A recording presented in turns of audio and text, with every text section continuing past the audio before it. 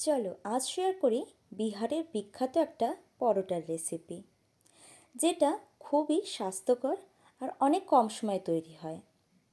Personally আমারও এটা কিন্তু খুবই প্রিয় একটা রেসিপি। সো হ্যাঁ everyone, welcome to Moumita's dream. আজকের রেসিপি ছাতুর পরোটা। প্রথমে আটাটা মাখিয়ে নেব। এখানে আমি 200 গ্রাম আটা নিয়েছি। তোমরা চাইলে ময়দাতেও এই পরোটাটা বানিয়ে নিতে পারো। ময়ামের জন্য আটার মধ্যে দিয়ে দিচ্ছি 1/2 চামচ নুন, 1/2 চামচ চিনি আর 3 চামচ পরিমাণ রিফাইন্ড অয়েল। এবারে সব কিছু ময়দার সাথে ভালো করে মাখিয়ে নেব। যখন দেখবে অল্প ময়দা হাতের মধ্যে প্রেস করলেই মণ্ড আকারে নিচ্ছে, বুঝে যাবে হয়ে গেছে। আর যদি না হয় তাহলে আরও অল্প অয়েল অ্যাড করতে হবে। ময়াম দেওয়া হয়ে গেছে। এবার অল্প অল্প জল অ্যাড করে আটাটা মাখিয়ে নেব। আটার ডোটা খুব বেশি শক্তও করিনি, আবার খুব বেশি পাতলাও করিনি, একদম সফট করে মাখিয়ে নিয়েছি।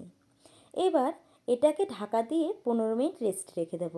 আটার ডোটা রেস্টে থাকতে থাকতে চলো পরোটার পেটের ভেতরের মাল মশলাটা বানিয়ে নিই, পুরটা। একটা বাটিতে 2 কাপ ছাতু নিয়েছি। ছাতুর মধ্যে দিয়ে দিয়েছি পেঁয়াজ কুচি, 1 চামচ লঙ্কা কুচি, ঝালটা তোমরা তোমাদের টেস্ট অ্যাকর্ডিং দিও, 1/2 চামচ আদা কুচি, স্বাদ মতো নুন, 1/2 চামচের থেকে কিছুটা কম চিনি, 1/2 চামচ জোয়ান। এটা আমি হাতের তালু দিয়ে হালকা ঘষে নিচ্ছি, এতে ফ্লেভারটা ভালো আসে। আর সবশেষে ধনেপাতা কুচি। এবারে সব কিছুকে ভালো মতো করে মিক্স করে নেব। দেন অল্প জল অ্যাড করে ছাতুটা মাখিয়ে নেব। আটা বা ময়দা যেমনভাবে মাখি তেমনভাবেই মেখে নেব। ব্যাস, মাখামাখির কাজ এখানেই শেষ।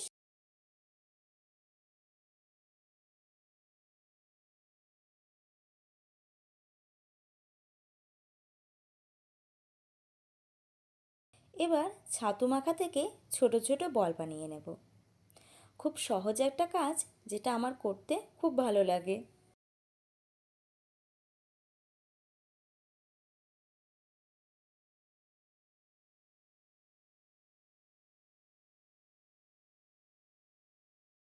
এইদিকে আটার ডোটা 15 মিনিট রেস্টে রাখা হয়ে গেছে। এবার হালকা করে আটাটা আবারও মাখিয়ে নেব। এরপরে লেচি কেটে নেব। যেমন লেচি রুটি বা পরোটার জন্য করি, একদম তেমন। 200 গ্রাম ময়দাতে 8টা লেচি হয়েছে।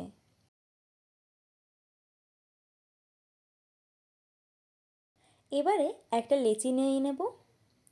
অল্প আটার গুঁড়ি লেচির মধ্যে মাখিয়ে নিয়ে লেচিটাকে একটা বাটির শেপে তৈরি করে নিচ্ছি।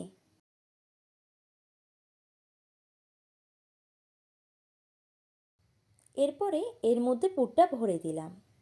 পুর দেওয়া হয়ে গেলে খুব ভালো করে মুখটা বন্ধ করে দেব, যাতে বেলার সময় পুরটা বেরিয়ে না আসে।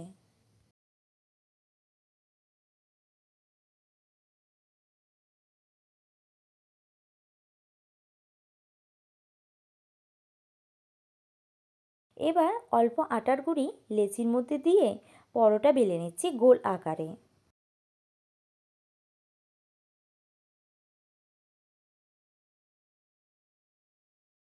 পরোটাগুলো খুব একটা মোটাও বেলবো না, আবার খুব পাতলাও বেলবো না।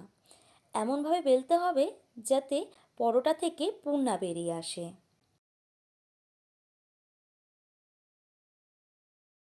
আশা করি দেখে বুঝতেই পারছো কেমনভাবে আমি পরোটাগুলো বেলেছি। এরকমভাবেই পরোটাগুলো বেলে নেবে। দেখবে পরোটার মধ্যে থেকে পুরো বেরাবে না, আবার পরোটাগুলো খেতেও ভালো লাগবে।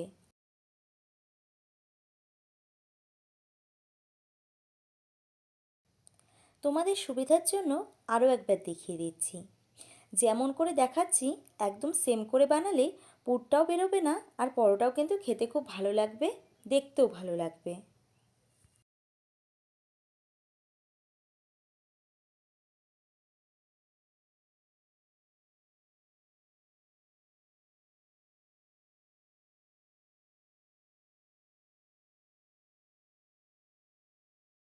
এবার পরোটাগুলো সেঁকে নেব। কড়াই গরম করে কড়াইতে পরোটা দিয়ে দিচ্ছি। লো টু মিডিয়াম ফ্লেমে পরোটাগুলো সেঁকে নেব 2 পিঠ।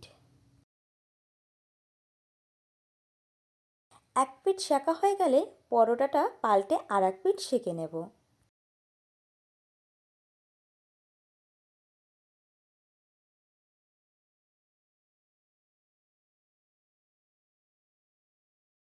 এবার পরোটাতে দিয়ে দিচ্ছি অল্প রিফাইন্ড অয়েল। পরোটা 2 পিঠ ভালো মতো তেল দিয়ে ভেজে নেব। এখানে তেলের বদলে তোমরা চাইলে ঘিতেও পরোটাগুলো ভেজে নিতে পারো। পরোটা 2 পিঠ লাল করে ভেজে নেব আর একইভাবে বাকি পরোটাগুলো ভেজে নেব। তাহলেই তৈরি ছাতুর পরোটা। রিকোয়েস্ট রইল এই দারুণ রেসিপিটা একবার হলেও বাড়িতে বানানোর জন্য। খেতে কিন্তু দারুণ লাগে। রেসিপিটা যদি তোমাদের জন্য হেল্পফুল হয়ে থাকে তাহলে একটা ভিডিওটাতে লাইক দিয়ে যেও আর চ্যানেলটাকে সাবস্ক্রাইব করো। দেখা হবে নতুন এক ভিডিওর সাথে। ততক্ষণের জন্য টাটা।